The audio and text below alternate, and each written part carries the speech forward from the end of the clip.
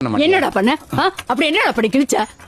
உன்ன அக்கா தங்கச்சிக்கலாம் அத பண்ண இத பண்ணுன்னு சும்மா கதை விடுறீங்க இந்த தம்பிக்கலாம். அப்படி என்னடா பண்ணி கிழிச்சீங்க சொல்லு. என்ன பண்ணி கிழிச்சியாவா? உட்காரு. உட்காருங்க கிழிச்சா. ஐயோ உட்காருங்க. என்ன பண்ணி கிழிச்சியாவா?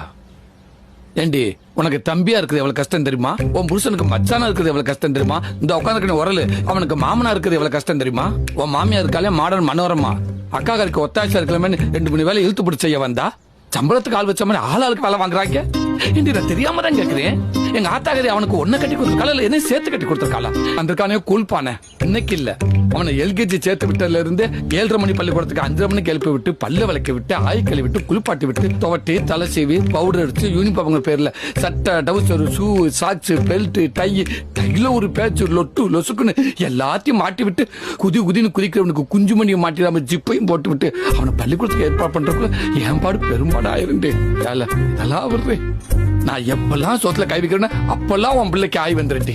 திருச்சியில பேரு பண்ண சோசிக்காரன் கூட என் கையை பார்த்து சோசி சொல்ல முடியாம தவிக்கிறாண்டி.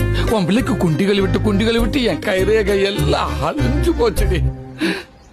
இதெல்லாம் ஏன் எத்தனை நாளா உனக்கு தெரியல தெரியுமா? எல்லாத்தையும் சொல்லி செய்யறவன் இல்லடி இந்த தாய் மாமே. எதையுமே சொல்லாம செய்யறவன் தாண்டி தாய் மாமே.